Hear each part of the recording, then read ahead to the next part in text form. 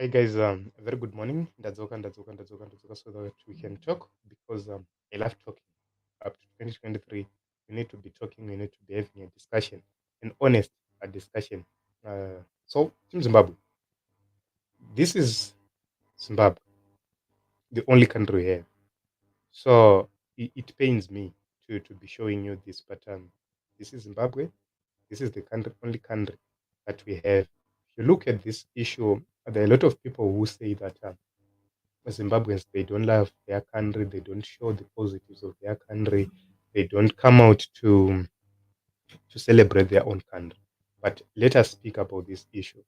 So, if you look at this picture, it was a picture which was taken during COVID. And Jessica Geraldine is saying, Anze, wait, maybe I'm in the wrong country. This is not Zimbabwe. I'm Muslim Zimbabwe Rome. So when you say you lie about the state of this country, Mimi, which country? Just need to check because maybe I'm in the wrong Zimbabwe. Yes, these are the issues we need to be talking about. Zimbabwe is not doing so good. It's not doing so well. But a lot of people would want to portray Zimbabwe as the best country, as a country doing well, as the country doing good, while it is not. The reason why we need to talk about the bad part of Zimbabwe is because that is how we can actually transform Zimbabwe. That is how we can demand that kind of Zimbabwe we all want and we all desire. Because if we continue to be quiet, if we continue to turn a blind eye, how are we going to actually point out or to see the bad things which are happening in Zimbabwe? How are we going to actually improve ourselves? So we need to actually do look at these things. We mark, then we do correction.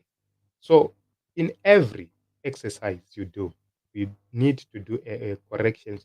It must be marked.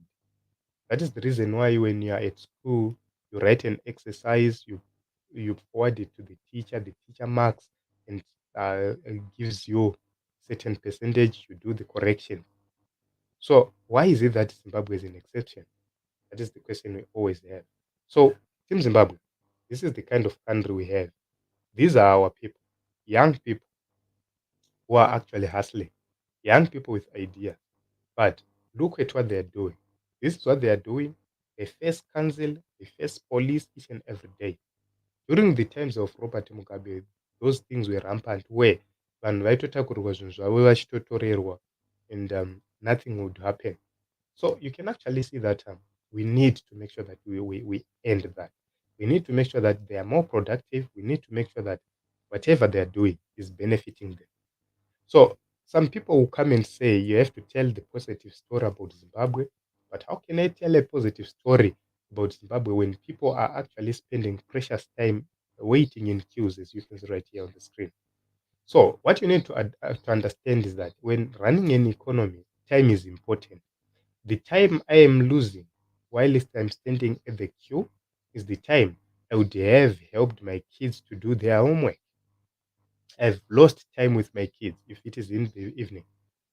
So you can actually see that I've lost family time. I've lost my kids have lost an opportunity to be guided in terms of their homework, in terms of having a conversation with their father.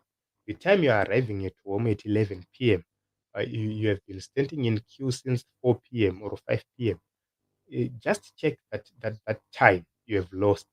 That is the time you could have used for other important things. And people will say, shut up and make money.